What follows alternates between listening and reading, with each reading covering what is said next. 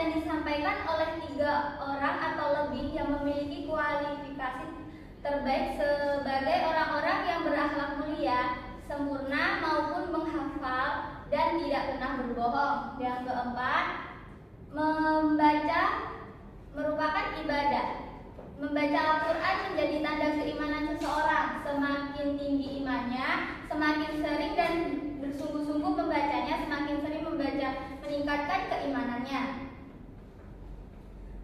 Di sini fungsi Al-Quran yang pertama sebagai sumber ajar hukum Islam, yang kedua sebagai konfirmasi dan informasi terhadap hal-hal yang tidak dapat diketahui oleh akal, yang ketiga petunjuk hidup manusia ke jalan yang lurus tentang berbagai hal, yang keempat sebagai pengontrol dan pengoreksi terhadap ajaran-ajaran masa lalu, Injil, Zabur, dan Tauhid. Di sini di dalam Al-Quran ada 3 fungsi sebagai petunjuk. Yang pertama, petunjuk bagi manusia secara umum. Yang kedua, petunjuk bagi orang-orang yang bertawakal. Dan yang ketiga, petunjuk bagi orang yang beriman. Jadi, Al-Quran tidak hanya menjadi petunjuk bagi umat Islam, tapi bagi manusia secara umum.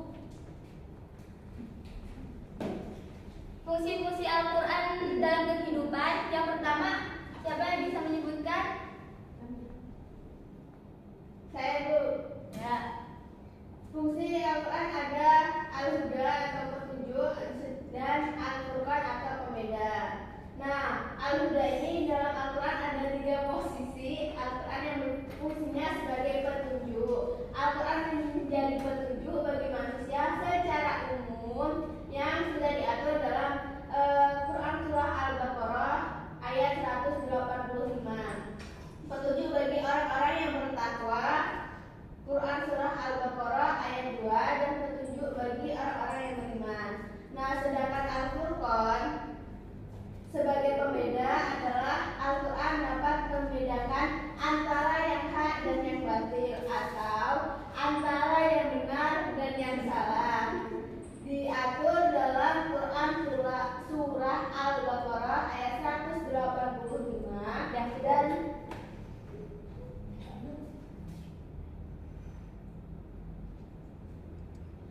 di sini pengertian hadis. Di sini pengertian hadis artinya baru, tidak lama ucapan pembicaraan atau cerita. Menurut para ulama, hadis merupakan sinonim dari sunnah, yaitu setiap sesuatu yang diriwayatkan atau dinisabkan kepada diri Rasulullah, baik berupa perkataan, perbuatan, dan penetapan sifat atau perjalanan Nabi, baik sebelum atau sesudah diutus menjadi Rasul.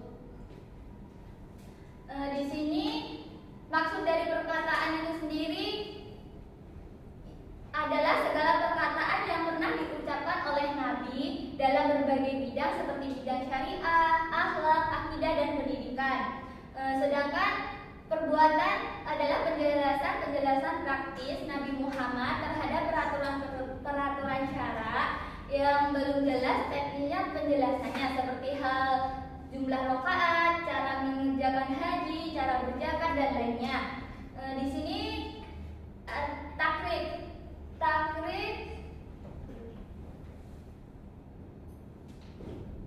perbuatan. ya. Kemudian apa Sifat, keadaan, dan hikmah atau keinginan. Di sini sifat terbagi menjadi 3. Sifat Nabi yang digambarkan dan ditulis oleh para sahabat.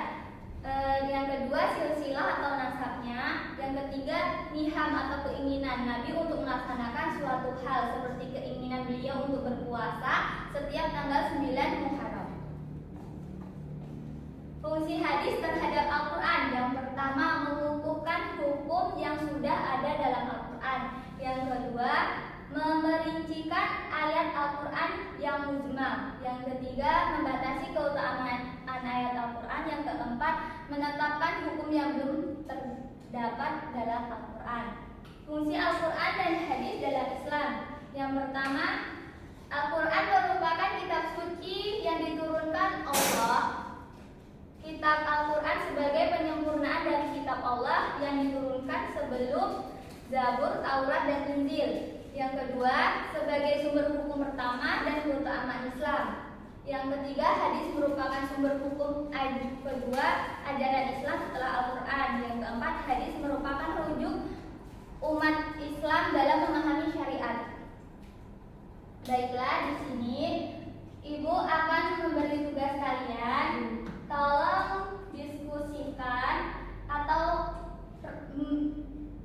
buat rangkuman apa yang telah Ibu jelaskan tadi. Nanti maju perwakilan kelompok. Jadi 1, 2, 3 kelompok 1, 1, 2 kelompok 2, 1, 2 kelompok 3. Ibu kasih waktu 5 menit. Baik, Bu.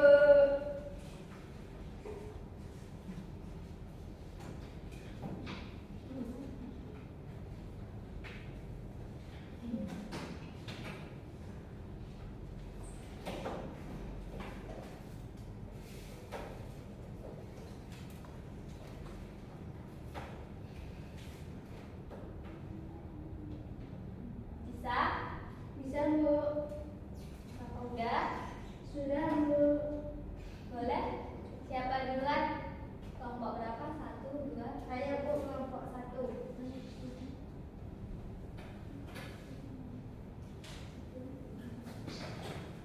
Maju. Ya. Sini. Ini cukup. Oh iya, nggak apa-apa.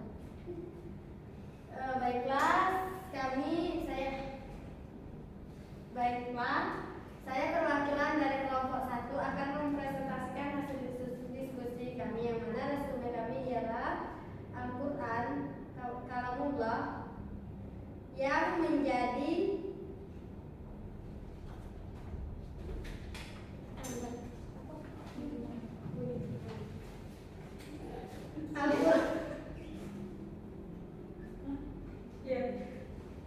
Al-Quran ataupun Kalamullah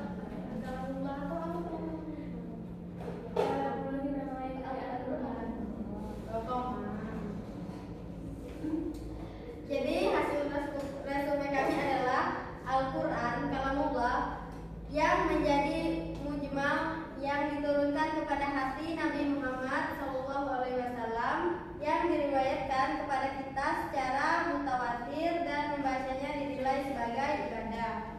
Kedua, hadis ataupun sunnah adalah setiap sesuatu yang diriwayatkan dari Rasulullah SAW dari perkataan, perbuatan, dan penetapan sifat ataupun perjalanan Nabi Muhammad SAW baik sebelum ataupun sesudah diutus menjadi Rasul.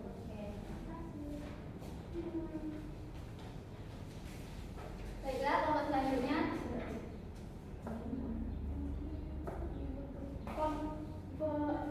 Ya, 1, 2, 3. Ya.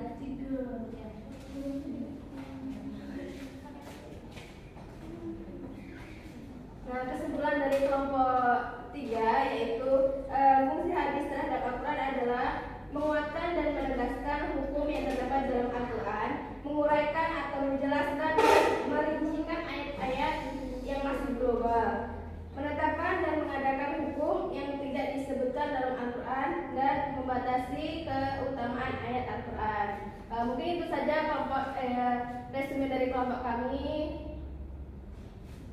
Kenapa coba?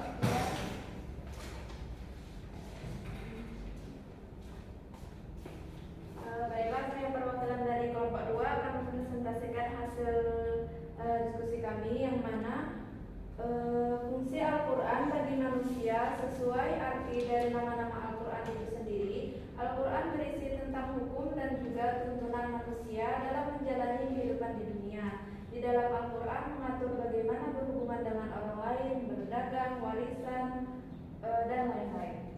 Ya, terima kasih. Itulah tadi hasil diskusi kita pada hari ini. Ibu kira cukup?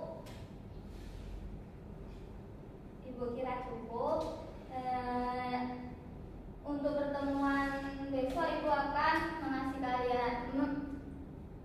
Ibu akan memberi kalian tugas. Tugas di rumah itu mencari tentang pengertian dan fungsi Al-Quran dan hadis melalui buku, majalah, internet, dan sumber lainnya. Ya? Ya Bu. Baik Bu. Paham? Paham Bu. Ibu kira cukup. Ibu akhiri. Wassalamualaikum warahmatullahi wabarakatuh. Waalaikumsalam.